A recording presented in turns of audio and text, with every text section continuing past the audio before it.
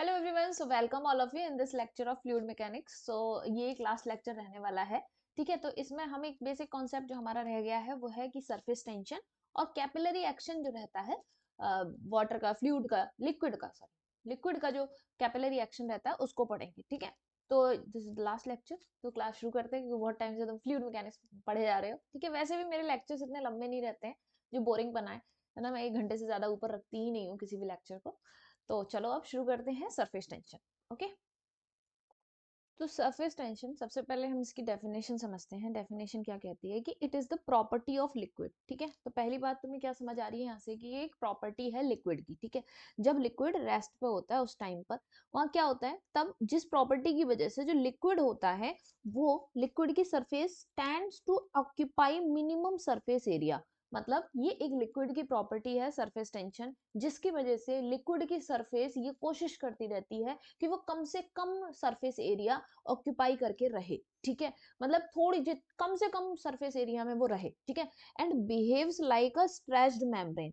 तो जो लिक्विड की सरफेस है वो किस तरह से बिहेव करेगी, एक स्ट्रेच्ड मेम्ब्रेन की तरह बिहेव करेगी। और वो अपन जैसे लिक्विड है सारा, उसकी जो आउटर मोस्ट लेयर होगी वो क्या करेगी ताकि सारा का सारा वाटर जो है वो मिनिमम सरफेस एरिया के अंदर बंद रहे। ठीक है, जैसे कि तुमने एक चीज नोटिस की होगी, जब पानी बरसता है ना, तो पानी बरसता है तो वो ड्रॉप्स के फॉर्म में बरसता है। तो वो जो ड्रॉप्स होती हैं वो हमेशा स्फेरिकल होती हैं। स्फेरिकल क्यों होती हैं? क्योंकि स्फीयर जो होता है उसका मिनिमम सरफेस एरिया होता है। तो उसकी वजह से क्या होता है कि जो वाटर का वॉल्यूम है वो ये कोशिश करता है कि मैं अपने आप को, जैसे मैंने कहा कि भाई मेरे पास पर्टिकुलर 1 ml वॉल्यूम है वाटर का। ठीक है, समझो इस बेसिक बात को कि 1 ml वॉल्यूम है वाटर का। तो 1 ml वॉल्यूम अपने आप को अगर हम उसे ऊपर से गिरा दें तो वो ऐसे बिहेव करेगा, अपने आप ऐसे रहने की कोशिश करेगा कि कम से कम जगह में आ जाए वो। ठीक है, हम अगर 1 ml वाटर को रखेंगे तो देखो, अब तुम कहोगे कि नहीं मैं एक ग्लास में रख दूंगा तो स्फीयर के फॉर्म में तो नहीं आ रहा है। तब वो क्या हो रहा है, तब जैसे कि अगर मैंने कहा कि अगर तुमने ये ग्लास लिया और इसके अंदर पानी डाल दिया, ठीक है, तो अब ये पानी स्फीयर क्यों नहीं बन रहा है? ठीक है, तो अब क्या होता है कि भाई ये जो वाटर है, इस वाटर के अंदर जो मॉलिक्यूल्स हैं इनके भी आपस में बीच में फोर्सेस हैं। ठीक है, दूसरी बात, इस मॉलिक्यूल्स और ये जो ग्लास का मॉलिक्यूल होगा इनके बीच में भी फोर्सेस रहते हैं जिन्हें हम एडहेसिव फोर्सेस कहते हैं। ठीक है, अभी वो हम बाद में देखेंगे। लेकिन यहाँ की बात नहीं कर रहे हैं हम, जब बात कर रहे हैं कि हमारा लिक्विड मॉलिक्यूल जो भी लिक्विड है वो जब भी एटमॉस्फेयर में है तो वो ये कोशिश करता है कि वो मिनिमम सरफेस एरिया ऑक्यूपाई करके रहे।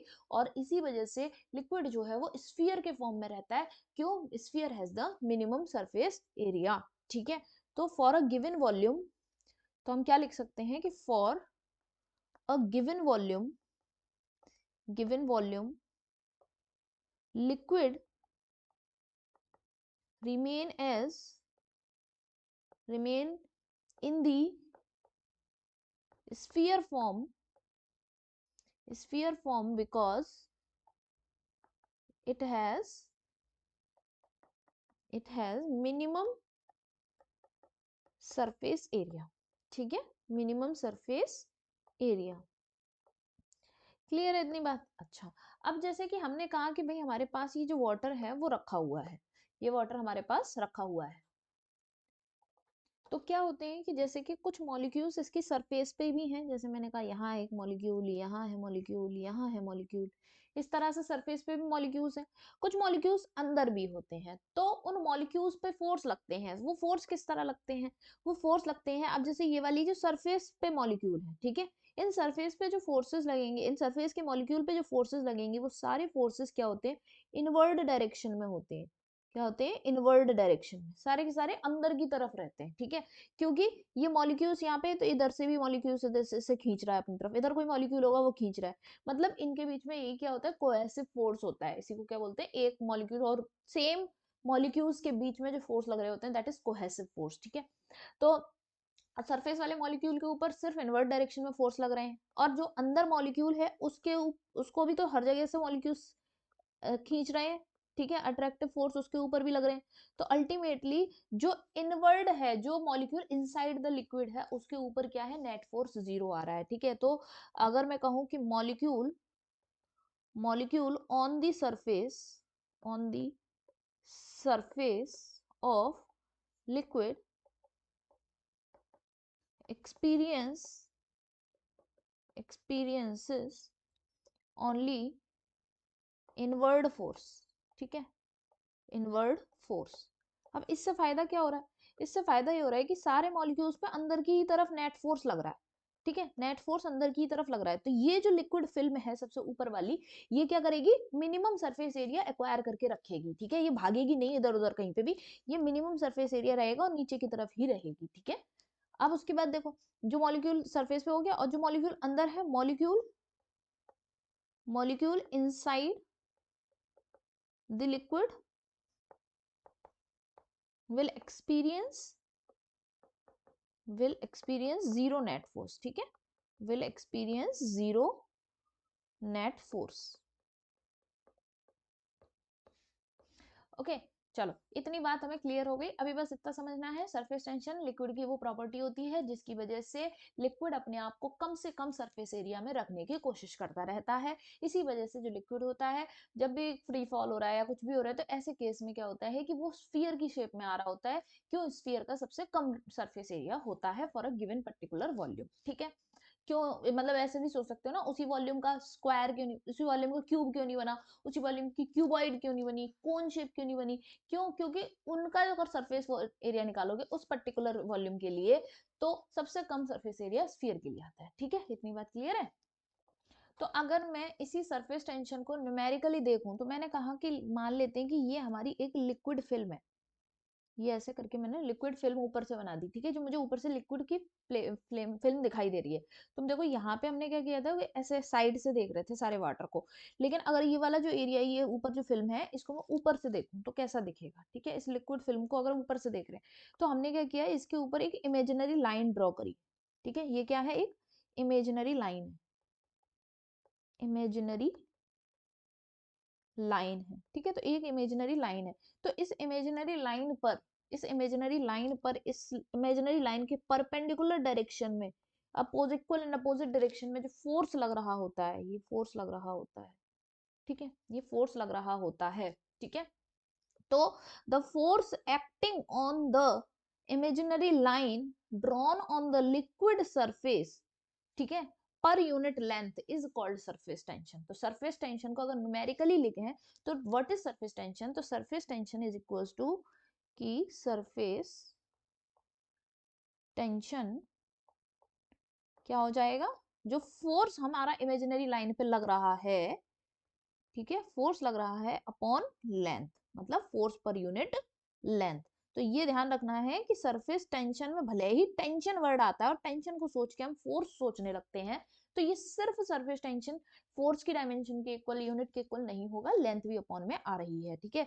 तो surface tension is defined as force per unit length of, कौन सी length, length of imaginary line, जो इमेजिनरी लाइन ड्रॉन की थी, imaginary line drawn drawn on the liquid film, ठीक है, लिक्विड फिल्म। देखो ये सब चीजें मैं इसलिए लिखाती हूँ क्योंकि भाई आजकल ना आने लगे हैं assertion reason type statement based question, तो उनमें तुम्हारी हेल्प करेंगे, ठीक है। अच्छा, अब हम देखें कि हमारे पास जो सरफेस टेंशन है, मैं अगर इसको टी से रिप्रेजेंट कर देती हूँ, ठीक है, टी से, तो ये जो सरफेस टेंशन है, सरफेस टेंशन कैसी क्वांटिटी है, सरफेस टेंशन के बारे में और देखते हैं। तो ये कैसी क्वांटिटी है, ये स्केलर क्वांटिटी है, पहली बात स्केलर क्वांटिटी है, ठीक है। दूसरी चीज, इसकी यूनिट क्या है, इसकी यूनिट तो तुम लोग बता ही दोगे, न्यूटन पर मीटर, ठीक है। इसकी डायमेंशन क्या है, इसकी डायमेंशन हो जाएगी, फोर्स के लिए हो जाएगा mL T-2, और यहाँ L है, तो L से L कट जाएगा, तो mL0T-2, ठीक है, mL0T-2, ये हो गया, डायमेंशन हो गई। अच्छा, इसका एक कोई रिलेशन है क्या टेम्परेचर के साथ, हाँ जी रिलेशन है बिल्कुल। तो टेम्परेचर के क्या साथ रिलेशन है कि as temperature increases, as temperature, इस लाइन को तो मतलब अच्छे से याद ही कर लेना, समझ लेना, क्यों, क्योंकि यहाँ से क्वेश्चन स्टेटमेंट बेस्ड बनने के बहुत चांसेस रहते हैं। तो एज टेम्परेचर इंक्रीजेस, तो बताओ बताओ जल्दी, कि सरफेस टेंशन के साथ क्या होगा। सरफेस टेंशन डिक्रीजेस, ठीक है, सरफेस टेंशन डिक्रीज करती है। अब देखो क्या होता है, जैसे इसका एप्लीकेशन हम कहाँ पढ़ सकते हैं, जैसे कि जब भी हम कपड़े धुलते हैं तो कपड़े धुलने के लिए हम सर्फ भिगोते हैं, ठीक है, और फिर उसमें कपड़े डालते हैं। तो अगर वो पानी जो है, पानी में सर्फ डालते हैं तो सर्फ का पानी जो है वो अगर ठंडा पानी होगा तो टेम्परेचर कम होगा, टेम्परेचर कम रहेगा तो सरफेस टेंशन ज्यादा रहेगी, और सरफेस टेंशन ज्यादा रहेगी तो लिक्विड जो होगा वो सिकुड़ के मतलब अपने ही कम से कम सरफेस एरिया में रहेगा। हम ऐसे, अब जो पानी है वो जितना ज्यादा फैलेगा, जितना ज्यादा कपड़ों में घुसेगा सर्फ वाला पानी, उतना ही तो कपड़े अच्छे से साफ होंगे। तो हमें क्या चाहिए कि लिक्विड जो है यानी कि वाटर जो है वो अपनी जगह से फैले, ज्यादा से ज्यादा लिक्विड जो कपड़े हैं उनके रेशों के अंदर जाए। तो उसके लिए हमें सरफेस टेंशन कम करनी पड़ेगी, और सरफेस टेंशन कम जब होगी जब टेम्परेचर बढ़ेगा। इसलिए गर्म पानी में अगर आप सर्फ डालते हैं तो कपड़े अच्छे से साफ हो जाते हैं, ठीक है, समझ गए। अब से तुम यही करना, कपड़े जो भी बच्चे खुद कपड़े धोते हो, अभी नहीं तो बाद में तो धोने ही पड़ेंगे, है ना, तो कभी ना कभी तो जरूरत पड़ती है, तो गर्म पानी में सर्फ डाल के धुल लोगे तो अच्छे से धुल जाएंगे। मैं भी यही करती हूँ। आगे बढ़ते हैं सरफेस एनर्जी के टॉपिक पे, ठीक है। तो चीजें हमारे पास पहले से लिखी हुई हैं, उनको समझ लेते हैं क्योंकि थियोरेटिकल पार्ट है मेनली यहाँ पे। तो सरफेस एनर्जी क्या होता है, तो सरफेस एनर्जी को समझने से पहले हम बेसिक बात समझते हैं। To increase the surface area of the liquid, अगर मुझे लिक्विड का सरफेस एरिया बढ़ाना है, ठीक है, लिक्विड का सरफेस एरिया बढ़ाना है तो मुझे क्या होगा कि वर्क करना पड़ेगा, ठीक है, मुझे वर्क करना पड़ेगा। सही बात है, सीधी सी बात है, मुझे वर्क करना पड़ेगा। तो ये जो वर्क हम करेंगे ये स्टोर हो जाता है लिक्विड की फिल्म के अंदर as in the form of potential energy, ठीक है। तो to increase the surface area of liquid, ठीक है, तो हमें लिक्विड का सरफेस एरिया अगर बढ़ाना है तो हमें वर्क करना पड़ता है, और अगर हम वर्क करते हैं तो ये जो वर्क है वो स्टोर हो जाता है लिक्विड फिल्म में in the form of potential energy, ठीक है। तो potential energy per unit area is known as surface energy, ठीक है। तो सरफेस एनर्जी क्या होता है, potential energy per unit area. तो पोटेंशियल एनर्जी क्या था, वही वर्क डन, वर्क जो हमने किया था वही तो स्टोर हो गया था। तो work done in increasing the surface area upon increase in surface area, यही चीज क्या है, पोटेंशियल सरफेस एरिया, ठीक है, सॉरी सरफेस एनर्जी। फिर से रिपीट कर देती हूँ, potential energy per unit area को ही हम क्या कह रहे हैं, सरफेस एनर्जी कह रहे हैं, ठीक है। तो ये सरफेस एरिया बढ़ाने के लिए जो हमने वर्क किया था वही तो पोटेंशियल एनर्जी के फॉर्म में स्टोर हुआ था। तो वही work done in increasing the surface area upon increase in surface area is equals to surface energy, ठीक है। तो थोड़ा सा एक फिगर बना के समझ लेते हैं। फिगर ऐसे कि जैसे मैंने कहा कि कोई लिक्विड फिल्म जो है वो इस बीच बन रही है, ये ऐसे करके,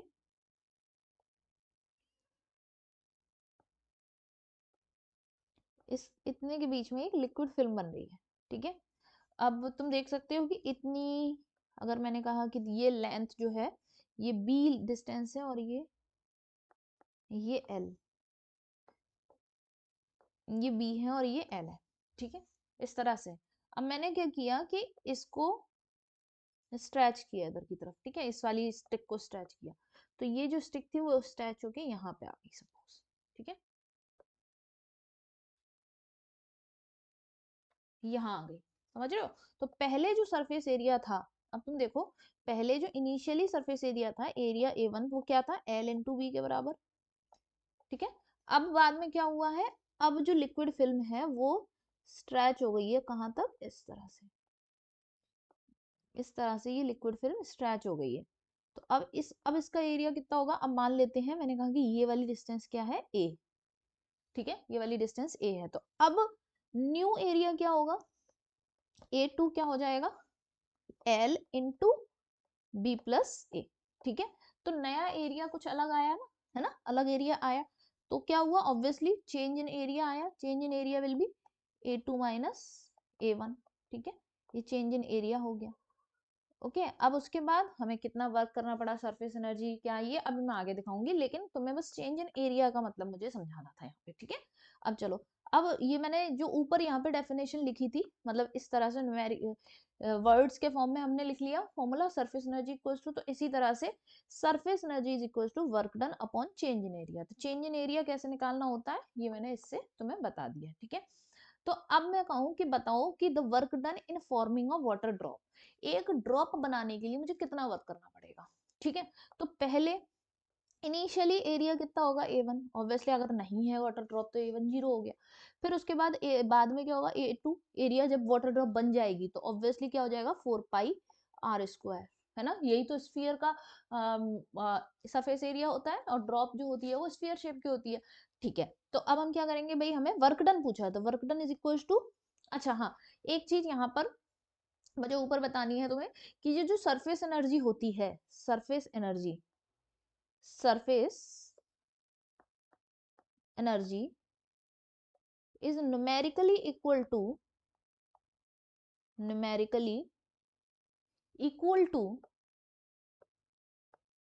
इक्वल टू सरफेस टेंशन, ठीक है। सरफेस टेंशन के इक्वल होती है सरफेस टेंशन। अब देखो तुम कैसे इक्वल होती है, अब तुम्हें दिखाऊं। जैसे कि सपोज करो कि हमने क्या किया, ये वाली जो स्टिक थी इसको उठा के इधर लेके आए हैं, ठीक है। तो हमें वर्क कितना करना पड़ा, अगर मैं कहूँ वर्क उस तरह से फोर्स इनटू उस वाले टर्म्स में, ठीक है। तो फोर्स इनटू वर्क कितना करना पड़ा, ए, ये वर्क करना पड़ा, ठीक है। ठीक है, सरफेस एनर्जी क्या होती है, सरफेस एनर्जी होती है work upon change in area, ठीक है। चेंज इन एरिया अगर देखा जाए तो कितना आया है चेंज इन एरिया, ठीक है। अभी तुम देखो यहाँ पे A2 है, A2 को मैं थोड़ा सा इस तरह लिख लेती हूँ, LB प्लस LA, ठीक है, माइनस A1, A1 क्या है LB, तो अल्टीमेटली क्या आ जाएगा तुम्हारे पास LA, यही आ जाएगा। मैं ये चीज प्रूव कर रही हूँ कि किस तरह से हमारी जो सरफेस टेंशन है वो सरफेस एनर्जी के न्यूमेरिकली बराबर है, ठीक है। अब देखो ये हो गया वर्क, अब वर्क की जगह रखो F इंटू ए, अच्छा मैंने यहाँ पर बड़ा वाला ए रख लिया है, मुझे छोटा ही ए यूज करना चाहिए, ये, ठीक है।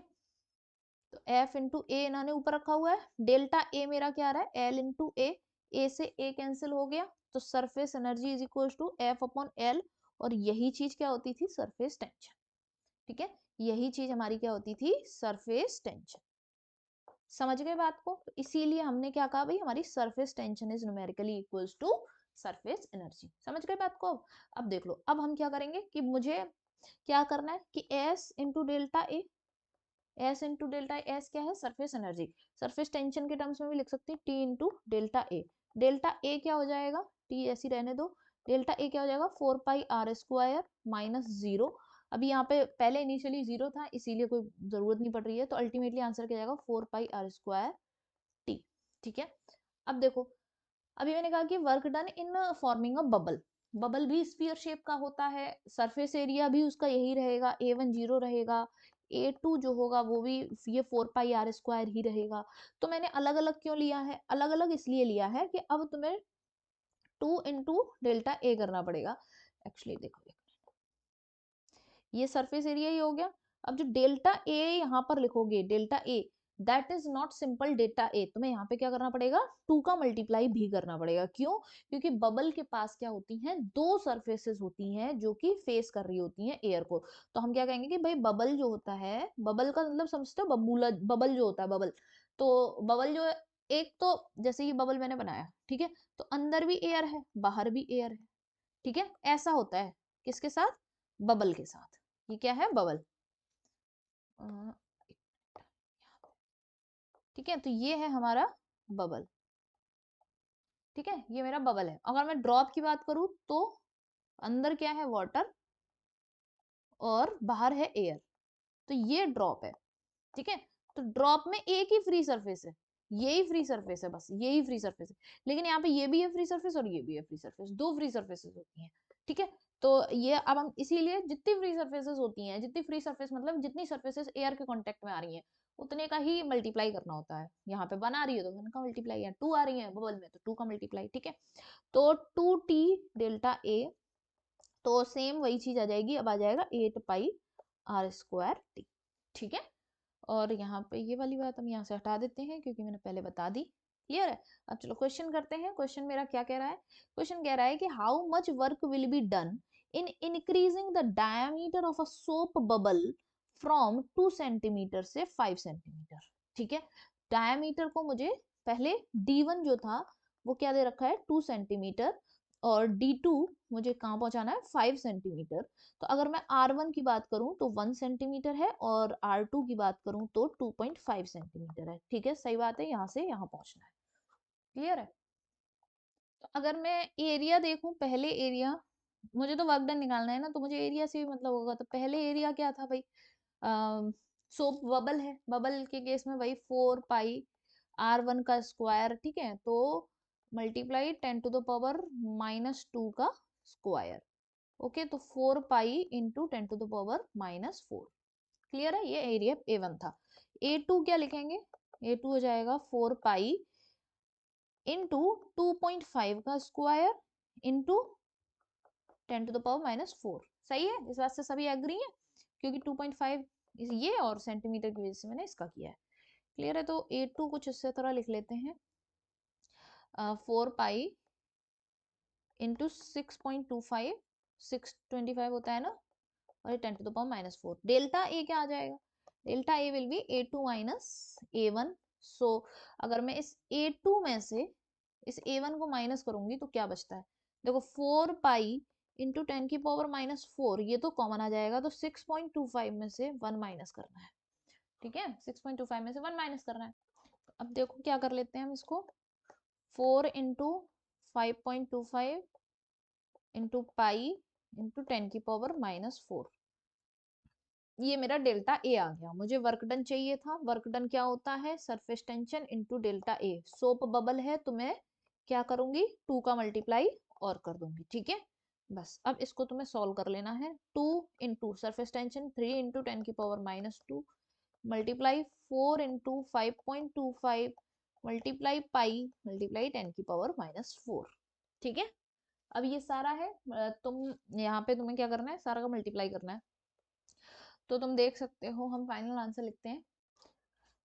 तो ये मेरा हो जाएगा 395.6 इंटू 10⁻⁻6। ठीक है, तो इसको शिफ्ट कर देती हूँ मैं, अगर तो मैं लिख सकती हूँ 4 × 10⁻⁻4।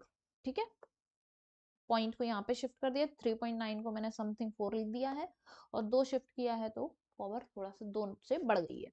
क्लियर है? तो ये मेरा क्या आ गया, वर्क आ गया। वर्क की यूनिट क्या लिखेंगे, joule. Clear? Okay, next question देखते हैं। नेक्स्ट क्वेश्चन मेरा कह रहा है कि calculate the energy released when 1000 small drops each of radius 10 × 10⁻, radius of 10 into sorry 10⁻⁻7। ठीक है, 10⁻⁻7 coalesce to form a large drop, एक लार्ज ड्रॉप बना लेती हैं। तो मतलब ये है कि 1000 स्मॉल ड्रॉप्स थी, वो मिलकर क्या बनाती हैं, 1 लार्ज ड्रॉप बनाती हैं, लार्ज ड्रॉप बनाती हैं। ठीक है, मान लेते हैं इनकी रेडियस r है और इसकी रेडियस कैपिटल R है, तो रिलेशन वॉल्यूम तो सेम ही रहेगा। तो हम कह सकते हैं ना 1000 into 4/3 pi r³ is equal to 4/3 pi capital R³। सही बात है, इसमें कोई प्रॉब्लम नहीं है। वॉल्यूम क्यों निकाल रहे हैं? वॉल्यूम का रिलेशन इसलिए कर रहे हैं ताकि हम रिलेशन निकाल सकें रेडियस में, इन दोनों की रेडियस में। ठीक है, वॉल्यूम रेडियस में रिलेशन क्यों निकाल रहे हैं, ताकि हमें ये भी पता चल सके कि इनका चेंज इन सरफेस एरिया क्या आया है। ठीक है, क्योंकि मुझसे एनर्जी पूछी है, कितनी एनर्जी रिलीज हुई है, क्या ये चीज पूछी है। तो पहले चेंज इन सरफेस एरिया देखते हैं। ठीक है, वो सबसे पहले काम है हमारा। तो 4 पाई ये सब कट गया, ये भी कट गया। ठीक है, तो अब क्यूब रूट ले लूंगी अगर मैं दोनों साइड। ठीक है, 10, तो मेरे पास क्या बच रहा है, देखो 10r is equal to capital R। ठीक है, 10r is equal to capital R। ठीक, तो एक रिलेशन, एक रिश्तेदारी मेरे पास आ चुकी है। अब मुझे देखना है आगे। तो कैपिटल R अगर देखा जाए तो 10⁻⁻6 मीटर हो जाएगी। ओके, तो अब हमने क्या पूछ रहा है कि एनर्जी कितनी रिलीज हुई है। ठीक है, तो क्या है ये, स्मॉल वाटर ड्रॉप्स हैं। तो वर्क डन, वर्क वही है, work equals to surface tension into delta A. ठीक है, तो W टेंशन कितनी दे रखी है, 7 × 10⁻⁻2 और चेंज इन एरिया निकालना पड़ेगा। पहले सरफेस एरिया क्या था, जैसे पहले सरफेस एरिया मतलब A1, तो पहले सरफेस एरिया क्या था 4 पाई r², लेकिन एक का नहीं था 1000 का था, ठीक है, ये सरफेस एरिया था। फिर A2 बाद में क्या हो गया 4 पाई r², ठीक है। तो इसको करते हैं 1000 यानी कि 10⁻3, फिर ये 4 पाई इंटू r कितना था 10⁻⁻7 का स्क्वायर, है ना, क्लियर, ठीक। फिर उसके बाद 4 पाई, फिर क्या है 10⁻⁻6 का स्क्वायर, यही तो आ रहा है हमारा। चलो ओके, तो अब मुझे क्या करना है, सरफेस एरिया क्या हुआ है, बढ़ा है या कम हुआ है, बड़ी ड्रॉप बनी है तो क्या हुआ है, तो पहले देखते हैं भाई क्या हो रहा है। ऊपर वाली सिचुएशन को देख लो जरा, इसको चलाते हैं और ये यहाँ, ठीक है। तो ये हो गया माइनस का 14, और 14 में से गया तो ये हो जाएगा 4 पाई इंटू 10⁻, -14 में से 3 जाएगा तो -11, ठीक है। और हमारे पास यहाँ क्या है 4 पाई इंटू 10⁻⁻12, तो ऑब्वियसली कौन सा बड़ा है, पहले सरफेस एरिया ज्यादा था, फिर सरफेस एरिया कम हो गया है, क्या हुआ है, पहले सरफेस एरिया ज्यादा था, मतलब जब स्मॉल ड्रॉप्स थी तो सरफेस एरिया ज्यादा था, और फिर उसके बाद कम हो गया है, ठीक है। तो सरफेस एरिया डिक्रीज किया है, तो हमें A1 माइनस, मुझे डेल्टा ए अगर लिख रही हूँ तो मुझे A1 माइनस A2 करना पड़ेगा। A1 क्या है 4 pi into 10⁻11 minus 4 pi into 10⁻12। अब तुम इस पे कंफ्यूज तो नहीं हो रहे कि मतलब ये अभी देखो 10⁻12 कॉमन ले लेंगे तो यहाँ बचेगा 10 - 1, क्लियर है, कंफ्यूजन तो नहीं है किसी को भी बिल्कुल भी। तो बस अब 10 - 1 यानी कि 9 हो जाएगा, 9 का मल्टीप्लाई 4 में कर दूंगी तो वो 36 हो जाएगा, ठीक है। तो 36 pi into 10⁻⁻12 metre square, this is the delta A. अब वर्क की बारी है, तो work equals to T delta A कर देंगे। तो सरफेस टेंशन की वैल्यू क्या दे रखी है मेरे को, 7 इंटू 10⁻, यहाँ से ये हटा देती हूँ यहाँ, ठीक है, 7 इंटू 10⁻², तो 7 इंटू 10⁻²। अच्छा ये जो है अगर तुम देखो ध्यान से समझना, तो अगर डेल्टा ए देखा जाए तो मैंने तुम्हें A1 माइनस A2 कर दिया है, ठीक है। तो ये A1 माइनस A2 एक्चुअली होता तो डेल्टा ए क्या होता है, डेल्टा ए ये होता है A2 माइनस A1, ठीक है। ऐसा करती हूँ, ठीक है, डेल्टा ए क्या होता है A2 माइनस A1, लेकिन हमारा तो A1 बड़ा था, तो हम ऐसे भी तो कह सकते हैं माइनस का A1 माइनस A2, ठीक है। तो ये वही चीज आई है, सारा कुछ डेटा जो आएगा वो कैसा आएगा, माइनस का आएगा, सारी वैल्यू कैसे आएंगी, माइनस की आएंगी, ठीक है। मल्टीप्लाई माइनस का 36 पाई इंटू 10⁻⁻12, ओके। तो अब इसका मल्टीप्लाई कर लेते हैं, 7 6 या 42, 4 कैरी 25, ठीक है। और ये माइनस 10 पाई इंटू 10⁻⁻14 जूल आ जाएगा। 252 पाई कर लेना अगर ज्यादा हो तो, बाकी इतना भी चलेगा, ऑप्शन पे डिपेंड करता है, ये ऑब्जेक्टिव क्वेश्चन नहीं था, ठीक है, इसी तरह का था तो आंसर हमने इस तरह से निकाल लिया है ना। अब बात आती है कि नेगेटिव साइन का मतलब क्या है। नेगेटिव साइन का मतलब बस ये है कि वो ये शो कर रहा है कि वर्क डन जो है अब, मतलब वर्क एनर्जी जो है वो यहाँ पे क्या होगी, रिलीज होगी, ठीक है। तो एनर्जी जो होगी वो रिलीज होगी, तो negative sign shows, negative sign क्या शो कर रहा है कि एक्चुअली जो सरफेस एरिया है, सरफेस एरिया डिक्रीजेस, ठीक है, surface area decrease, surface area decrease हुआ है, इस वजह से क्या होगा, एनर्जी जो होगी वो रिलीज होगी, रिलीज्ड होगी, energy released, energy released in the atmosphere, ठीक है, आउटसाइड। तो एग्जाम्पल के लिए कब होगा ये, जब small drops to big drop, जब स्मॉल ड्रॉप से बिग ड्रॉप बनेगा, ठीक है। अब यही अगर मैं कहूं कि नेगेटिव साइन आएगा, अ, अगर मैं कहूं कि अगर बिग ड्रॉप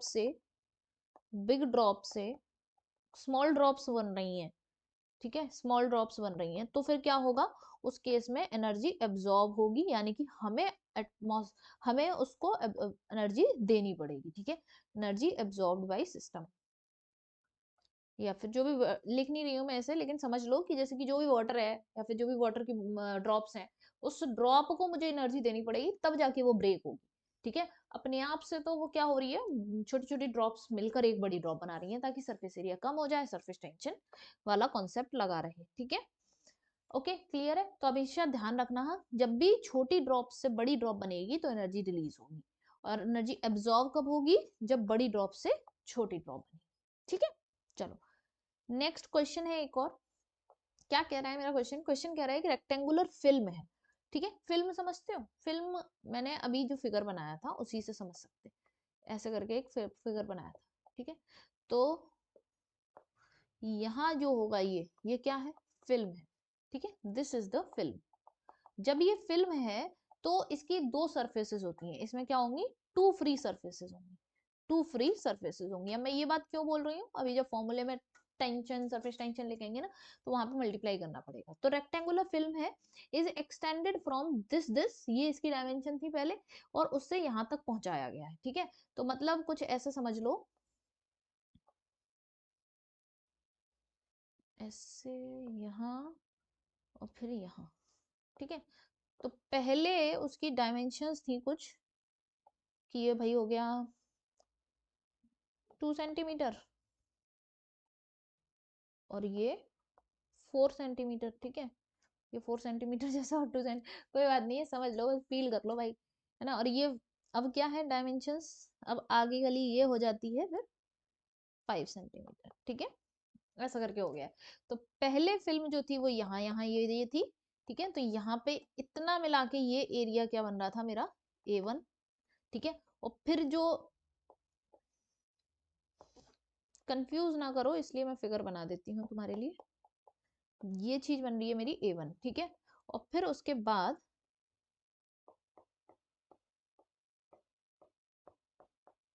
ठीक है, ये सारा क्या बन रहा है, दिस इज द, ये सब मिला के A2। ठीक है, A2 समझ गए। तो अब A1 एरिया मेरा कितना था, 4 × 2, यानी कि 4 × 2 × 10⁻⁻⁴, यानी कि A1 will be equal to 8 × 10⁻⁻⁴। ठीक है, मीटर स्क्वायर। उसके बाद A2 की बात करें तो 5 × 4 × 10⁻⁻⁴, यानी कि 20 × 10⁻⁻⁴। ओके, फिर उसके बाद इफ द वर्क डन इतना है, तो वैल्यू ऑफ सरफेस टेंशन निकालनी है। ठीक है, तो अब तुम्हें पता है work done equals to surface tension into delta A, लेकिन यहाँ पे 2 का मल्टीप्लाई और करना पड़ेगा, क्योंकि दो फ्री सरफेसेस हैं। वर्क डन मुझे दे रखा है, surface tension will be equals to, work done क्या है, 3 × 10⁻⁻⁴ अपॉन अपॉन डेल्टा ए। ठीक है, डेल्टा ए क्या आएगा, A2 - A1 नहीं किया है मैंने, रुक जाओ। ठीक है, इसे हटाते हैं, पहले यहाँ पे डेल्टा ए लिख लेते हैं। Delta A will be equal to 20 × 10⁻⁴ -8 × 10⁻⁻⁴। ठीक है, अच्छा, तो delta A will be equal to 12 × 10⁻⁴ metre square.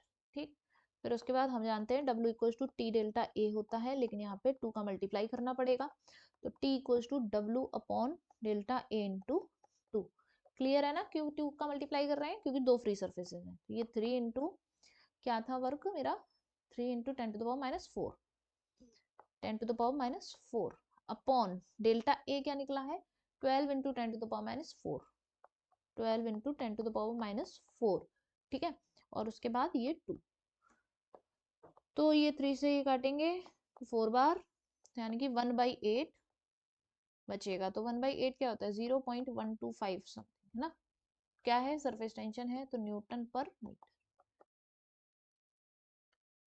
क्या आ जाएगा answer, B is the correct answer. ठीक है, समझ में आ गया, मेन कुछ नहीं था, डेल्टा ए निकालो। फिर उसके बाद ये देख लो कि फिल्म और बबल के केस में तो 2 सरफेसेस होती हैं। ठीक है, ऐसे ही ये वाला भी क्वेश्चन है एक, इसको, कि a certain number of spherical drops of liquid of radius small r pulleys to form a single drop of radius capital R and volume V. If the T is the surface tension of the liquid, then तो इसमें भी same वही चीज करनी है, तुम्हें energy निकालनी है, ठीक है। एनर्जी के लिए, एनर्जी मतलब work, work equals to T delta A वाला। तो तुम्हारा सबसे पहला फोकस क्या होगा, सबसे पहला फोकस होगा कि तुम डेल्टा ए निकालो, ठीक है। कैसे निकालोगे डेल्टा ए, तो इसके स्टेप्स मैं बताती हूँ। तुम्हें सबसे पहले हमारा काम क्या होना चाहिए, तुम्हारा सबसे पहले काम होना चाहिए कि तुम्हें रेडियस का रिलेशन निकालना है, ठीक है। क्योंकि रेडियस दी नहीं है और ऑप्शन मतलब रिलेशन देखना पड़ेगा तुम्हें रेडियस का, फिर उसके बाद डेल्टा ए निकालना है तुम्हें, और डेल्टा ए निकालने के बाद सेम यही फॉर्मूला यूज करते हुए इसको यूज करना है, ठीक है। और एक बात ध्यान रखना, मैंने पहले अभी बता दिया था कि जब जब छोटी छोटी ड्रॉप से मिलकर बड़ी ड्रॉप बनेगी, ठीक है, to form a single drop, बड़ी ड्रॉप बन रही है तो एनर्जी क्या होगी, रिलीज होगी। तो इसमें और इसमें से कोई एक ऑप्शन आएगा, ये वाला ऑप्शन और ये वाला ऑप्शन तो कट गया, ठीक है। तो पहले और ए और सी में से कोई एक ऑप्शन होगा कि एनर्जी रिलीज होगी, एक बात तो ये क्लियर हो गई, ठीक है। बाकी अब तुम आगे का इतना तो तुम सॉल्व कर लोगे, मैंने इतने कराए, ठीक है।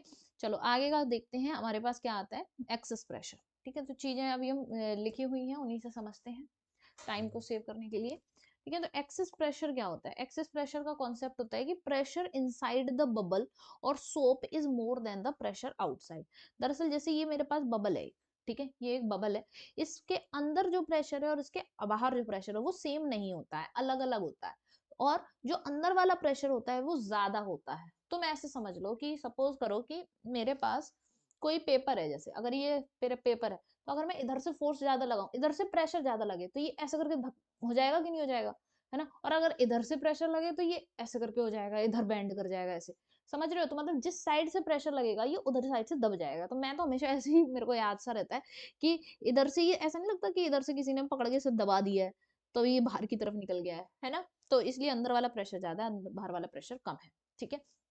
तो ये अंदर का प्रेशर ज्यादा होता है, बाहर का प्रेशर कम होता है। मतलब अक्सर भूल जाते हैं कि कौन सी कॉनकेव साइड, कॉन्वेक्स साइड, किस साइड का प्रेशर ज्यादा होता है, ठीक है। तो हमेशा अपने हाथ को पकड़ो और यूं करके देख लो, तो जिस साइड प्रेशर ज्यादा है उसी साइड कॉनकेव सरफेस बन जाएगी, उसी साइड कॉनकेव सरफेस बन जाएगी। तो कॉनकेव सरफेस जिस साइड होगी उसी साइड प्रेशर ज्यादा होगा, और कॉन्वेक्स सरफेस जिस साइड होगी उस साइड प्रेशर कम होगा, ठीक। तो हमें पता है इनसाइड प्रेशर ज्यादा होता है, आउटसाइड प्रेशर कम होता है। तो P inside minus P outside करेंगे तो क्या होता है, एक्सेस प्रेशर। इसी को हम क्या बोलते हैं, एक्सेस प्रेशर। अगर सोप बबल के लिए बात करते हैं, सोप बबल के लिए, तो P inside minus P outside अगर हम करते हैं तो 2t बाई, जनरली क्या होता है, सोप बबल बाद की बात है, पहले समझो वाटर ड्रॉप। तो वाटर ड्रॉप के केस में वही जो एक्सेस प्रेशर है वो क्या होता है, 2t/r, ठीक है। लेकिन सोप बबल है, जैसे कि उसमें दो सरफेसेस होती हैं, फ्री सरफेसेस, तो इसलिए क्या होता है, एक और 2 का मल्टीप्लाई कर दिया, इसीलिए 4t/r हो गया। तो अल्टीमेटली वाटर ड्रॉप देखोगे तो उसके लिए एक्सेस प्रेशर की वैल्यू 2t/r, सोप बबल के लिए एक्सेस प्रेशर की वैल्यू 4t/r, ठीक है। चलो क्वेश्चन करके देखते हैं, चीजें समझ में आ जाएंगी। क्वेश्चन क्या कह रहा है कि 0.04 centimetre liquid fill column balances the excess pressure inside a soap bubble of radius दे। तुम समझ रहे हो, इतने सेंटीमीटर की एक लिक्विड कॉलम है, लिक्विड कॉलम मतलब ऐसे करके सपोज करो ये कोई ऐसे करके कुछ वेसल था, इसमें लिक्विड भरा है, ठीक है। ये बंद हो गया है, रुको एक मिनट, ओपन वाला बनाती हूँ मैं से, ठीक है। और इसका ये हाइट है इसकी 0.04 सेंटीमीटर, ठीक है, 0.04 सेंटीमीटर।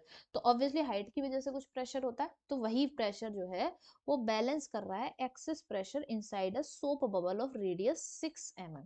तो मतलब कोई एक सोप बबल है, कोई सोप बबल है, ठीक है। तो ऑब्वियसली तुम्हारा ये पी इनसाइड और पी आउटसाइड, तो इसकी वजह से जो एक्सेस प्रेशर आएगा डेल्टा पी, अगर एक्सेस प्रेशर लिख रही हूँ तो सोप बबल है तो क्या लिखोगे 40r, 40/r, ठीक है। इससे बैलेंस कर रहा है, तो हमें डेंसिटी ऑफ द लिक्विड बतानी है। तो कोई भी लिक्विड है उसकी, वो लिक्विड समझ लो फिर से, कोई लिक्विड है जो कि 0.04 सेंटीमीटर की हाइट तक पे था, तो इसकी वजह से जो यहाँ पर प्रेशर है, this pressure is balanced with the this excess pressure. तो आप समझ गए होगे, तो इसकी वजह से यहाँ पे प्रेशर होगा वो क्या लिखोगे, एच रो जी, ठीक है। तो अब तुमने क्या करना है, h rho g equals to 40/r कर देना है बस, ठीक है। हाइट तुम्हें दे रखी है 0.04, रो डेंसिटी निकालनी है। अच्छा सेंटीमीटर में है ना, 10 टू द पावर -2 डेंसिटी तुम्हें निकालनी है। जी की वैल्यू 10 होती है, ठीक है। ये 4 हो गया। सरफेस टेंशन दे रखी है 0.03 अपॉन रेडियस दे रखी है 6 इंटू 10 टू द पावर -3, ठीक है। सही है सब कुछ। अब चलो देखो, अब अगर तुम एक चीज नोटिस करो तो देखना, इस ये भी इसके 2 पॉइंट और इसके ये 2 पॉइंट कट जाएंगे एक दूसरे से, ठीक है। इतना तो कर ही लोगे है ना। और क्या काट सकते हो, ये 4 और ये 4 कट जाएगा, ठीक है। ये 3 से काटोगे नीचे 2 रह जाएगा। उसके बाद और क्या हो सकता है, अब ये पावर्स भी कट जाएंगे, इस साइड लिख लेते हैं। तो रो इज इक्वल टू हो जाएगा मेरे पास 1/2 इंटू 10 की पावर -3 इंटू 10 इंटू 10 की पावर -2, ठीक है। तो ये तुम्हारी वजह से मैंने लिख दिया है, नहीं तो मैं इस चीज को डायरेक्ट भी लिख लेती हूँ फिर। तो रो विल बी इक्वल्स टू क्या जाएगा, 0.5 इंटू 10 की पावर क्या हो जाएगा ये -4 है ना, -4 metre kilogram per metre cube. This is the answer, ठीक है। तो बस सिंपल था, बस तुम्हें समझना था कि तुम्हें ये किससे बैलेंस करना है। अब कुछ इंपॉर्टेंट पॉइंट्स हैं। कुछ इंपॉर्टेंट पॉइंट्स क्या कहते हैं, जैसे कि मान लो कि ये मैंने एक वो बनाया, एक बबल है ये, ठीक है। इसकी रेडियस क्या है R2, जितना मैं दिखा रही हूँ उतना देखो तो चीजें आराम से समझते जाओगे। ये एक बबल है, इसकी रेडियस है R2, ठीक है। ये दूसरा बबल है जिसकी रेडियस है R1, ठीक है। तो मैं साफ दिखाई दे रहा है R2 बड़ा है R1 से, ठीक है। अब बीच में क्या लगा है, एक स्टॉपर लगा है, ओके। अब मुझे ये बताना है कि कुछ चीजें लिखना नहीं चाहिए, सारा चीजें नहीं लिखनी चाहिए। हाँ, अब तुम्हें ये बताना है कि after removing the stopper air will go from, कहाँ से जाएगी। अगर मैं ये स्टॉपर हटा दूं तो एयर यहाँ से यहाँ जाएगी या फिर यहाँ से यहाँ जाएगी, बताओ। थोड़ी देर बैठो सोचो और बताओ ये कहाँ से कहाँ जाएगी। तो कहाँ से कहाँ जाएगी, अब देखो क्या होता है। सबसे बड़ी बात आती है कि प्रेशर की। तो इसके अंदर कुछ प्रेशर होगा पी इनसाइड, है ना। पी इनसाइड ऑफ, इसका मैं यहाँ पे लिख देती हूँ पी ए, है ना, और इधर पी बी, ठीक है। तो किसका प्रेशर ज्यादा होगा, तो एयर जो होगी, एयर क्या करेगी, air move from high pressure to low pressure, ठीक है ना। High pressure to low pressure, high pressure से लो प्रेशर मूव करेगी। अब मुझे ये पता करना है कि भाई कहाँ प्रेशर ज्यादा होगा। तो हम जानते हैं कि प्रेशर, वो भी कौन सा वाला, excess pressure, excess pressure is inversely proportional to radius, ठीक है। तो यानी कि रेडियस जिसकी छोटी होगी उसका ही प्रेशर ज्यादा होगा। तो इससे क्या पता चल रहा है, हम जानते हैं कि R1 is smaller than R2, तो यानी कि PB is more than PA। तो यानी कि air move from B to A, मतलब B बेचारा वैसे ही इतना छोटा सा बबल था, वो और ज्यादा छोटा हो जाएगा, ठीक है। चलो अब इधर देखो, यहां पर ये क्या है, ये एक बबल है। क्या है, ये एक बबल है। पर ये बबल क्या है, बबल है बट इनसाइड वाटर है। कैसा है, इनसाइड वाटर। तो क्या, अब जब इसके लिए जहाँ पे इसका पी इनसाइड और ये पी आउटसाइड, तो P inside minus P outside यानी कि एक्सेस प्रेशर होगा, वो क्या लिखोगे, 40 मतलब तुमसे कहती है बबल है, बबल इनसाइड द वाटर, और तुमने रट रखा है कि नहीं बबल है, बबल के केस में 40/R 40/R नहीं। तुमने ये देखना है ना कितनी फ्री सर्फेसेस हैं एयर के कांटेक्ट वाली। तो यहाँ पे तो एयर है ना, यहाँ एयर है, ठीक है। अब यहाँ एयर है और बाहर वाटर है, बाहर वाटर है। तो यानी कि एयर के कांटेक्ट में एक ही है, तो अब की बार 2T/R, ठीक है। तो ये इसीलिए बताने का था। फिर उसके बाद आता है कॉन्सेप्ट कि जब भी अभी कैपिलरी का एक्शन बताऊंगी मैं आगे, तो कैपिलरी एक्शन में क्या होता है कि इस तरह से सर्फेसेस राइज करती हैं, कुछ डिप्रेस करता है, लिक्विड राइज करता है, लिक्विड डिप्रेस करता है कैपिलरी में, अभी आगे पढ़ेंगे, ठीक है। लेकिन अभी ये समझ लो कि अगर राइज कर, ये वाली कंडीशन हुई है, राइज किया है, ठीक है। तो ये कैसी शेप बन गई है, तो जिस साइड कॉनकेव शेप होगी, जिस साइड कॉनकेव शेप होगी उसी साइड का प्रेशर ज्यादा होगा। तो अब तुम देखो कि यहाँ पर कॉनकेव शेप किस साइड है, इस साइड पीबी, तो पीबी बड़ा होगा, ठीक है। तो इतनी बात साफ है कि पीबी जो होगा वो बड़ा होगा पीए से, ठीक है। और यहाँ पर क्या होगा, पीए बड़ा होगा पीवी से। बस इतनी बात ध्यान रखनी है। रहेगा क्या, एक्सेस प्रेशर 2T/R के बराबर रहेगा। क्यों? क्योंकि एक ही सरफेस एयर के कांटेक्ट में है, दूसरी सरफेस तो वाटर के कांटेक्ट में। यहाँ एयर है, यहाँ एयर है और यहाँ वाटर है। दूसरा कोई लिक्विड होता तब भी एयर के कांटेक्ट में कितनी सरफेसेस से मैटर इस पे करता है। यहाँ एयर है और यहाँ वाटर है, ठीक है, तो इसलिए 2T/R रहेगा। क्लियर है इतना? चलो नेक्स्ट क्वेश्चन देख लेते हैं। एक, what should be the pressure inside a small air bubble, ठीक है, what should be the pressure inside a small air bubble of radius 0.1 mm situated just below the water surface. ठीक है, अब तुम कौन सा है ये देखो, ये वाला है। ये कंडीशन मैंने बता दी, ये कंडीशन कि एक एयर बबल है जो पानी के जस्ट नीचे रखा हुआ है, इसीलिए ये क्वेश्चन रखा है तुम्हारे लिए, ताकि तुम इसको समझ सको। जैसे कि फिगर बना देते हैं,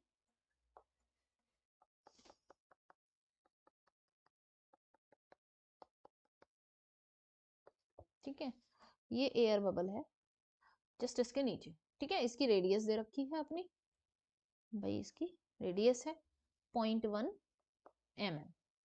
ओके, अच्छा तो अब मुझे बताना है कि इसके अंदर का प्रेशर क्या होगा। तो भाई P inside minus P outside क्या लगाओगे इस बार? ऑब्वियसली 2T/R ही लगाओगे, क्योंकि वो क्या है, वाटर से बाहर की सरफेस वाटर के कांटेक्ट में, अंदर एयर है, ठीक है। चलो इसलिए 2T/R लगाएंगे। P इनसाइड पता करना था, P inside equals to 2T/R plus P outside. अब P आउटसाइड कितना होगा? अब एक बात बताओ, ये जो बबल है वो जस्ट इसकी सरफेस के नीचे है, तो इस जगह पे क्या होगा प्रेशर? इस जगह पे क्या प्रेशर होगा? ऑब्वियसली P एटमॉस्फेरिक प्रेशर ही तो होगा। यही P एटमॉस्फेरिक प्रेशर ही इसका P आउटसाइड होगा। समझ रहे हो ना? क्योंकि ये बबल यहीं पर है। अगर यही बबल यहाँ होता नीचे, तो हम ये देखते, अगर ये बबल यहाँ होता तो हम ये देखते कि लिक्विड की इस हाइट की वजह से इस लेवल पे कितना प्रेशर आ रहा है। ठीक है, समझ पा रहे हो? इस हाइट की, लिक्विड की इस हाइट की वजह से, और फिर P एटमॉस्फेयर लग रहा होगा वो, और इस हाइट की वजह से जो प्रेशर आ रहा है वो हम P आउटसाइड कंसीडर करते हैं। लेकिन यहाँ पे बोल रहा है कि जो रेडियस, जो बबल है वो just below the water surface है, यही है, तो फिर हम क्या कहेंगे भाई, P आउटसाइड वाला कंसीडर किया जाएगा एटमॉस्फेरिक प्रेशर। और एटमॉस्फेरिक प्रेशर इसने दे भी रखा है मुझे, ठीक है। तो P inside 2 time tension, surface tension 7.2 into 10⁻⁻2 upon r, radius कितनी है 0.1 इंटू 10⁻⁻3 प्लस 10⁻5 भी लिख सकते हैं, है ना। मतलब मैंने ये वाला पोर्शन हटा दिया है, कैलकुलेशन में वो हट ही जाना है। अब देखते हैं कैलकुलेशन करके क्या आता है। P इनसाइड इक्वल्स टू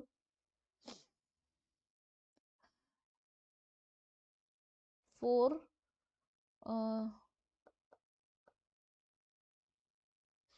अब तुम देखो ऐसा कर सकते हैं, ये वाले पॉइंट से ये वाला पॉइंट हटा देते हैं, ठीक है, और इसका अगर डबल करूंगी तो 2 2 4 और ये 7 14, ठीक है, इंटू 10⁻, अल्टीमेटली एक और ऊपर 0 बन जाएगा, प्लस 10⁻5, ठीक है। इसको अगर जोड़ते हैं तो क्या आता है भाई? अगर देखा जाए तो ये कैसे लिखा है, 1440 इंटू 10⁻, नथिंग है ना, 10⁻0 लिखा है, यही तो लिखा है 10⁻0। 10⁻0 का मतलब 1 होता है, ठीक है, ऐसे लिखा है। तो अगर, और मतलब पॉइंट कहाँ है, यहाँ पर पॉइंट, फिर से समझना है इस कॉन्सेप्ट को, जिसको आता है वो ठीक है, नहीं आता कोई बात नहीं। अगर मैं ये डेसिमल उठा के यहाँ ले जाऊँ, मैं ऐसा क्यों कर रही हूँ, मैं 10⁻5 के टर्म्स में लिखने की कोशिश कर रही हूँ। मैं डेसिमल उठा के लेके जाऊँ तो 4 इधर शिफ्ट हो जाएंगी, तो ये इधर पावर 4 बढ़ जाएगी, तो 0.144 इंटू 10⁻4 हो जाएगा, ठीक है। लेकिन अभी भी काम नहीं चल रहा है, तो मैं क्या कर दूंगी, 0.0144 इंटू 10⁻5, ये चीज लिख सकती हूँ, तो वो ये मैं यहाँ लिख लेती हूँ, तो 0.014। अब देखो, अब मुझे इसकी जरूरत पड़ जाएगी, जो मैंने पहले यहाँ से हटा दिया था, मैंने सोचा था कि इसको हटा देते हैं, पर नहीं, अब रख लेते हैं, क्योंकि हमारी कैलकुलेशन में जरूरत हमें महसूस हो रही है, ठीक है। 1.013 इंटू 10⁻5, इसको मैंने लिख लिया है किस फॉर्मेट में, 4 इंटू 10⁻5 प्लस 1.013 इंटू 10⁻5, ठीक है। अब तुम देखो 10⁻5 कॉमन ले लो, और बचेगा क्या तुम्हारे पास, इधर की तरफ ही सॉल्व कर लेते हैं भाई, 0.0144 और 1.013, ठीक है, तो 4720.1, तो आंसर हो जाएगा, सीधा लिख लेती हूँ अब, 1.0274 इंटू 10⁵ क्या, पास्कल, न्यूटन पर मीटर स्क्वायर, न्यूटन पर मीटर स्क्वायर, ठीक है, क्लियर है, समझ में आ गया, कैलकुलेशन भी कैसे करते हैं तो अब तुम्हें समझ आ गई होगी, है ना। ओके, तो इस क्वेश्चन के बाद हम आगे बढ़ते हैं, आगे रहता है कि हमारा लिक्विड्स, ठीक है, तो लिक्विड्स जो हैं हमारे, उनको मैंने दो पार्ट में डिवाइड किया है, सिर्फ फ्लो चार्ट में इसलिए बनाया है ताकि जो कैपिलरी वाला एक्शन है वो तुम्हें बेटर तरीके से समझ में आएगा, ठीक है, इस तरीके से अगर तुम समझते हो तो कंपेयर करके बताया। तो क्या है, लिक्विड्स जो है वो दो तरीके के हमारे पास मिलेंगे, एक जो सरफेस को गीला कर देते हैं, ठीक है, जो हमारे सरफेस को गीला करते हैं, जैसे कि तुम पानी फैला देते हो अगर, तो पानी से, जैसे पानी अगर कपड़े पे फैल गया तो कपड़ा गीला हो जाता है, सेम वही चीज कि वो सरफेस को गीला कर देते हैं, तो वेट द सरफेस, ठीक है। और एक वो तरीके के लिक्विड होते हैं जो सरफेस को गीला नहीं करते, तुमने जैसे देखा होगा मरकरी, तुम लोगों ने अगर अपने स्कूल टाइम में कभी भी प्रैक्टिकल किया हो तो तुमने देखा होगा कि मरकरी को अगर डालो तो वो कहीं पे भी ऐसे फैलती नहीं है, वो सिकुड़ के उसे मतलब वहीं की वहीं आ जाती है। तो मरकरी वगैरह ऐसे लिक्विड होते हैं जो क्या होते हैं, ये सरफेस को वेट नहीं करते हैं, ठीक है। फिर आते हैं क्यों ये वेट क्यों कर देते हैं, इनके अंदर एडहेसिव फोर्सेस जो होते हैं वो ज्यादा होते हैं as compare to cohesive force. क्या है एडहेसिव फोर्स और कोहेसिव फोर्स का मतलब, जैसे कि ये एक फिगर से समझो, ये एक, ज्यादा छोटा हो गया फिगर, ऐसे, ठीक है, इसके अंदर क्या हो रहा है कि मेरे पास ये मॉलिक्यूल्स हैं, ठीक है। अब एक फोर्स तो रहेगा कि इनके और इनके बीच में, मॉलिक्यूल्स मॉलिक्यूल्स के बीच में, तो ये कौन सा है, कोहेसिव फोर्स, ठीक है। अब एक फोर्स रहेगा, एक फोर्स रहेगा इसके और इसके बीच, और ये कौन सा है, एडहेसिव फोर्स, बस। अब कभी भूल जाओ तो इतनी बात ध्यान रखना कि कोहेसिव फोर्स को मतलब को वर्ड हम जब लगाते हैं कि एसोसिएशन और सपोर्ट के लिए लगाते हैं, तो सपोर्ट तो हम एक जैसे लोगों के बीच में रखते हैं ना सपोर्ट वगैरह, तो इससे याद रख लेना कि एक जैसे मॉलिक्यूल्स के बीच में जब लगता है तो that is the cohesive force. और जब उस मॉलिक्यूल और जो दूसरे तरीके का मटेरियल है, अब ऑब्वियसली ये ग्लास का बना होगा, किसी स्टील का, किसी का भी बना होगा, उसके और इस वाटर मॉलिक्यूल के बीच में जो लग रहा है that is the adhesive force. May be possible ये वाटर मॉलिक्यूल ना हो, कोई और मॉलिक्यूल हो, किसी और लिक्विड का मॉलिक्यूल हो, ठीक है। तो सेम तरीके के मॉलिक्यूल के बीच में लगता है तो कोहेसिव फोर्स, अलग अलग तरीके के मॉलिक्यूल के बीच में लगता है तो एडहेसिव फोर्स, ठीक है, इतनी बात। तो अब जब एडहेसिव फोर्स ज्यादा होते हैं, जैसे अगर ये, जैसे लिक्विड को वाटर को हमने क्या किया, कपड़े पे गिरा दिया, तो वाटर मॉलिक्यूल्स के बीच में जो फोर्सेस हैं वो क्या है, कोहेसिव फोर्स।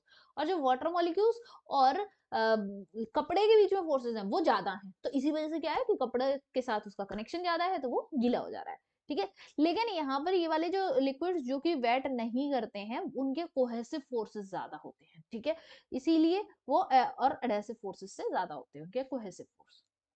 अब हम देखेंगे कि इन्हीं का कैपिलरी एक्शन देखेंगे।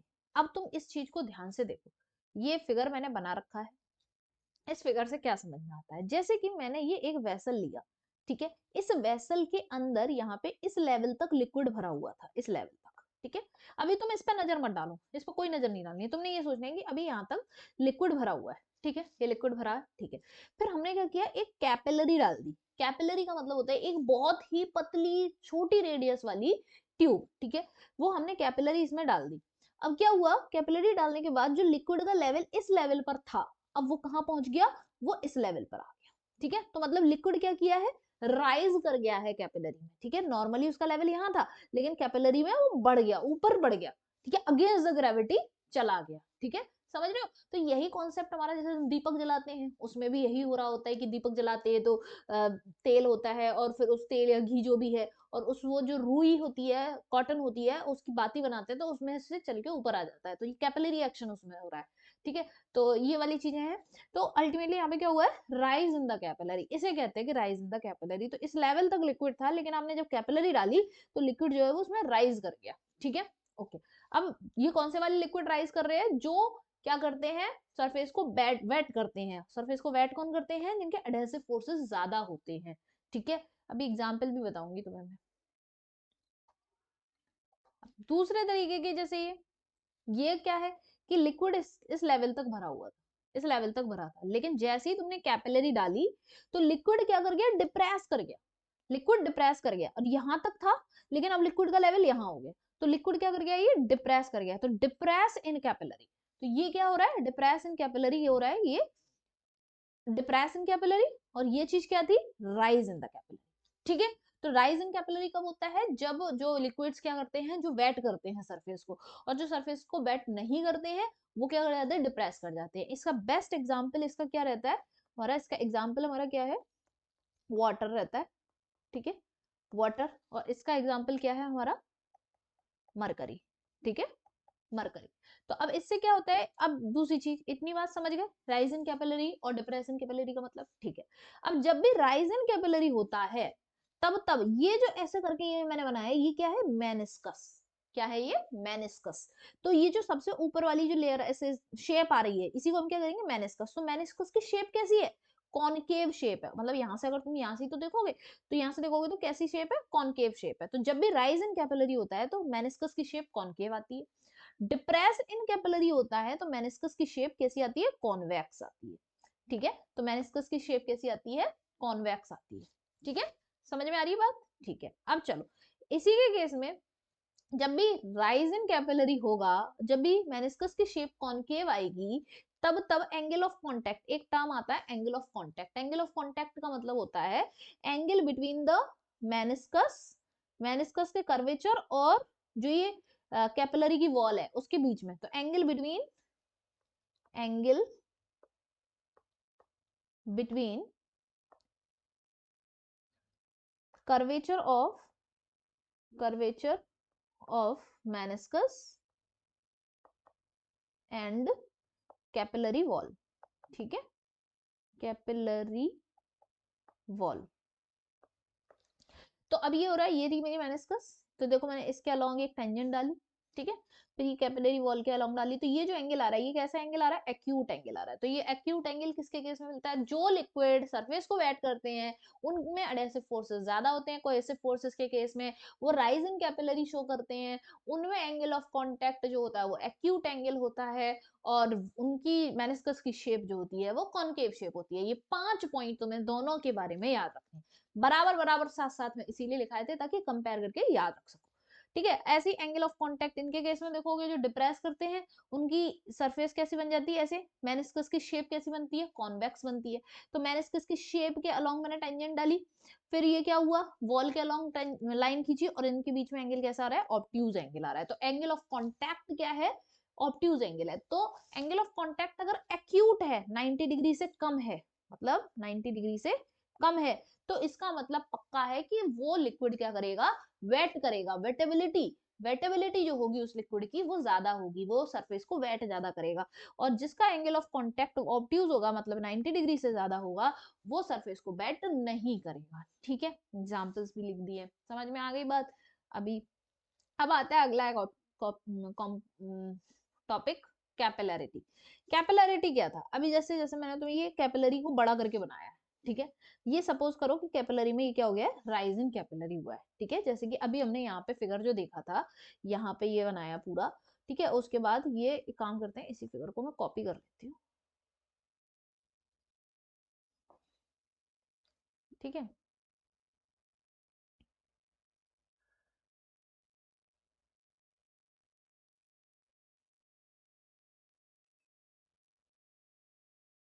अब इस छोटे से फिगर पे तुम ध्यान देना। ठीक है, यहाँ पे क्या हो रहा है कि यहाँ तक लेवल भरा हुआ था, लेकिन इस ये हाइट एच इसने क्या करी है, एक्वायर करी है। ये हाइट एच इसने एक्वायर करी, समझ रहे हो बात को, ये हाइट इसने एक्वायर करी है। तो इतना ही पोर्शन, ये जो इतना पोर्शन है, ये मैं तुम्हें यहाँ पर दिखा रही। ठीक है, यहाँ पर इस वाले फिगर में हम देख रहे हैं। तो इस वाले फिगर में तुम देखो कि ये वो हाइट एच है जो यहाँ कैपिलरी ने अपने वाटर सरफेस के लेवल के ऊपर अचीव की थी। ठीक है, तो ये एच हाइट तक लिक्विड जो राइज किया था, तो h is the height of by which liquid raise किया है, जितने से लिक्विड रेज किया है। ठीक है, इसी वाले फिगर का बड़ा वर्जन। ठीक है, अब क्या होता है, ये मेनिस्कस है, ये मेनिस्कस है। ठीक है, ये जो है small r, this is the radius of capillary. ठीक है, माउथ ऑफ कैपिलरी की रेडियस है। और ये क्या है, मेनिस्कस की रेडियस, क्योंकि ये तो मेनिस्कस तुम्हें थोड़ा सा कर्व दिखाई दे रहा है, इसलिए ये पूरा अगर कंप्लीट करके बनाया जाए इमेजिनरी लाइन ड्रॉ करके, तो ये है इसकी ओरिजिनल रेडियस।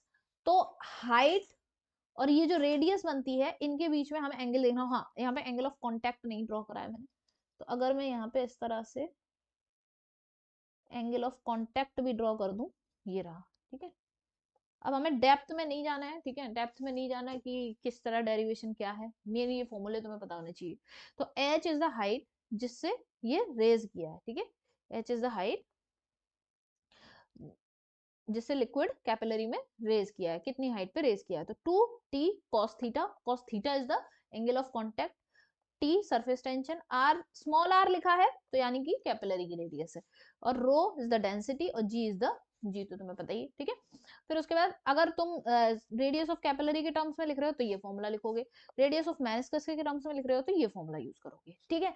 अब तुम देखो यहाँ से मैं रो जी जो है, रो जी को इस साइड शिफ्ट कर दूं तो h rho g equals to 2tr, ये भी प्रूव होता है। ओके, अब तुम अगर देखो इस वाले फॉर्मूले में मेन आना, इस फॉर्मूले में देखो 2 कांस्टेंट है, सरफेस टेंशन ऑब्वियसली लिक्विड तो सेम ही रहेगा, अगर लिक्विड सेम है तो ये भी कांस्टेंट रहेगा, रेडियस ऑफ कैपिलरी ये भी कांस्टेंट रहेगी, डेंसिटी ऑफ लिक्विड ये भी कांस्टेंट है और ये भी कांस्टेंट है, ठीक है। तो अगर देखा जाए तो इसमें इतना सारा मटेरियल, ये सब कुछ क्या है, कांस्टेंट है, ठीक है, ये सारा मटेरियल क्या है, कांस्टेंट है। तो h upon cos theta is variable, मतलब एंगल ऑफ कांटेक्ट बदल सकता है और हाइट, कितनी हाइट तक ये राइज करेगा लिक्विड। तो h upon cos theta is the constant term जो कि हम यूज करेंगे अभी क्वेश्चंस को करने में, ठीक। तो चलो अभी इसी से पहला क्वेश्चन करते हैं। पहला क्वेश्चन मेरा क्या कह रहा है, तीन लिक्विड हैं जिनकी डेंसिटी रो 1 रो 2 और रो 3 है ना, और रो 1 सबसे बड़ा है इस तरह से, having the same value of surface tension, सबकी सरफेस टेंशन क्या है, same, rise to the same height, height भी सेम है, तो देखो हाइट वाला फॉर्मूला लिख लेते हैं, h equals to 2t cos theta upon r rho जी, ये लिख लेते हैं। अब जो जो सेम है उनको काटते जाएंगे, ठीक है, सेम हाइट है, सेम सरफेस टेंशन है, और 2 तो कांस्टेंट ही है, वो तो हट ही जाना है। इन 3 आइडेंटिकल कैपिलरीज, 3 आइडेंटिकल कैपिलरीज हैं, तुम देख रहे हो 3 आइडेंटिकल कैपिलरीज, यानी कि ये आर भी सेम हो गया, ठीक है, जब कैपिलरी सेम है तो सबकी रेडियस सेम हो गई। अब एंगल ऑफ कांटेक्ट जो है वो थीटा 1 थीटा 2 थीटा 3, अलग अलग एंगल ऑफ कांटेक्ट आ रहे हैं, तो ये चीज एक तो अलग है, ये तो मैंने इसको काट दिया, ठीक है, ये अलग है। उसके बाद डेंसिटी अलग है, ये अलग है, जी जी भी सबके लिए सेम ही रहेगा, 2 भी सबके लिए सेम रहेगा, तो यानी कि ultimately rho is directly proportional to cos theta, नहीं है, rho is directly proportional to cos theta, यही टर्म तो बन रहा है यहाँ से, ठीक है। तो अब कौन सा वाला फॉलो होगा, तो थीटा। अब तुम देखो, तुमसे ये कह रहा है कि रो 1 इज बड़ा है रो 2, फिर उससे छोटा रो 3, ऐसी कंडीशन है, ठीक है। फिर आती है बात, फिर आती है बात कि तो इसका मतलब क्या होगा, cos थीटा 1 बड़ा होगा cos थीटा 2 और फिर ये cos थीटा 3, लेकिन cos और थीटा जो होता है, मतलब cos theta is inversely proportional to theta होता है, मतलब थीटा की वैल्यू अगर बढ़ रही है तो cos थीटा की वैल्यू कम होती है, ठीक है। तो यानी कि थीटा 1 छोटा, उससे ये और ये, ठीक है, ये रिलेशन निकल गया। अब तुम देखो कि ऐसा ऑप्शन है क्या, तो जिसमें थीटा 1 को छोटा दिखाया, थीटा 1 जिसे बड़ा दिखाया है, अगर ये दिखाया तो इसे काट दो, थीटा 1 बड़ा दिखाया काट दो, तो यानी कि ये दो ऑप्शन में से कुछ हो सकता है क्या। अब देखो 0, फिर थीटा 1 थीटा 2 थीटा 3, और फिर सबसे मैक्सिमम वैल्यू क्या दे रहा है, पाई/2, फिर पाई/2 थीटा 1 थीटा 2 थीटा 3 और पाई, मतलब पाई/2 90 डिग्री से लेके किसके बीच में रख रहा है, ये 180 डिग्री, 90 डिग्री और 180 डिग्री, और यहाँ पे क्या है 0 और 90 डिग्री, ठीक है। तो तुम देखो मैक्सिमम लिमिट, एक ऑप्शन में मैक्सिमम लिमिट वो कह रहा है 0 से 90 डिग्री, और एक ऑप्शन में लिमिट वो कह रहा है 90 डिग्री से क्या, 180 डिग्री, ठीक है। अब एक बात समझो, ये क्या कह रहा है, अब मैं कैसे पता करूं कि मुझे कौन सा लगाना चाहिए, तो तुम एक बात ये नोटिस करना कि इसको इधर रखते हैं, इस वाले कैटेगरी में सारे एक्यूट एंगल होंगे, क्या होंगे, एक्यूट एंगल, है ना, 0 से 90 डिग्री में क्या होंगे, सारे एक्यूट एंगल होंगे, ठीक है। एक्यूट एंगल के केस में ही तो राइज इन कैपिलरी होता है, rise in capillary acute angle के ही तो केस में होता है, और यहां से यहां तक क्या होंगे, ऑब्ट्यूज एंगल होंगे, ऑब्ट्यूज एंगल, और ऑब्ट्यूज एंगल के केस में क्या होता है, डिप्रेस इन कैपिलरी होता है, डिप्रेस इन कैपिलरी होता है। तो एक बात, क्या ये एंगल ऑफ कांटेक्ट की बात कर रहे हैं, ये एंगल ऑफ कांटेक्ट, ठीक है। ये अभी अभी ऊपर ही तो पढ़ाया था मैंने। अब तुम एक बात बताओ, इसने क्वेश्चन ने साफ कहा है कि राइज राइज, समझ रहे हो, rise guys, rise rise rise, तो राइज हुआ है, तो कौन सा जाएगा, ऑब्वियसली ये वाला जाएगा, ये नहीं जाएगा, ठीक है। तो इसका मतलब B is the correct answer, crystal clear with complete concept, ठीक है। समझ में आ गया, हर कॉन्सेप्ट क्लियर हो गया। चलो अब देखो, the wettability of the surface by liquid depends on, कि मतलब कोई भी सरफेस किसी लिक्विड से कितना गीला हो पाएगा, ये किस बात पर डिपेंड करती है, यस, एंगल ऑफ कांटेक्ट पे डिपेंड करती है, ठीक है। अब देखो अगला क्वेश्चन, एक कैपिलरी ट्यूब है जिसकी रेडियस है r, emerged in water and water rises to a height h, water h height तक राइज करता है, तो mass of the water inside the capillary is 5 gram, ठीक है। Another capillary tube of radius 2r is emerged in the water, the mass of the water that will rise in the tube. तो यानी कि पहले तो मैं formula लिख लेती हूँ, h equals to 2t cos theta upon r rho g, ठीक है। अब मेरे पास क्या क्या है, मुझे मास के साथ रिलेशन पूछ रहा है, ठीक है। अब मेरे पास तो यहाँ पे डेंसिटी है, दोनों ही केस में क्या है, वाटर ही है, तो मास और डेंसिटी का रिलेशन देखें, डेंसिटी इक्वल्स टू, ऐसे नहीं लिख रही, density equals to mass upon volume, है ना, ये होता है। तो मास इक्वल्स टू मैं क्या लिख सकती हूँ, डेंसिटी इंटू वॉल्यूम। तो अगर मुझे कहीं से वॉल्यूम अरेंज हो जाए तो मामला मेरा कुछ हो सकता है। अच्छा, तो हम क्या कर सकते हैं, देखो चलो,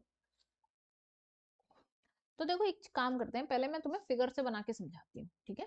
जैसे मेरे पास एक कैपिलरी ट्यूब ये है, ठीक, और दूसरी कैपिलरी ट्यूब ये है, थोड़ी बड़ी बनाएंगे ना, इसकी रेडियस है r, इसकी रेडियस है 2r, ठीक है। तो मान लेते हैं कि लिक्विड इसमें इस हाइट तक रेज किया है,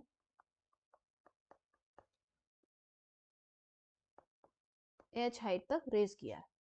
अब मान लेते हैं कि इसमें जो है वो यहां तक रेज करता है, ठीक है, h/2 हाइट तक रेज करता है, ठीक है। तो अब तुम देखो फॉर्मूला क्या था, h equals to 2t cos theta upon r rho g, ठीक है। जो जो सेम है वो हटा दो, टू कांस्टेंट हटा दो, लिक्विड ही है तो सरफेस टेंशन दोनों ही केस में सेम रहेगा, मतलब वाटर है ना दोनों केस में, तो लिक्विड सेम है तो सेम रहेगा, जी सेम है हटा दो, लिक्विड सेम ही है, इसमें भी वाटर इसमें भी वाटर है तो डेंसिटी भी हटा दो। फिर उसके बाद अगेन वही बात, वाटर ही है सेम ही है तो एंगल ऑफ कांटेक्ट का भी मतलब हट गया, तो h is inversely proportional to r. तो पहले मैं एक काम करती हूँ कि दूसरे वाले, sorry sorry sorry sorry sorry, actually क्या है कि मैंने अकॉर्डिंग टू आंसर h/2 पहले मार्क कर दिया था, लेकिन h डैश, ठीक है, पहले सॉल्व किया था तो उसके अकॉर्डिंग h/2 आया था इसलिए मैंने लिख दिया था, लेकिन मैं तुम्हें सॉल्व करके दिखा रही हूँ, ठीक है। हमें पहले वाले में पता है ना कि h है, दूसरे वाले में कितनी हाइट है पता नहीं है, h डैश है, ठीक है, h डैश है।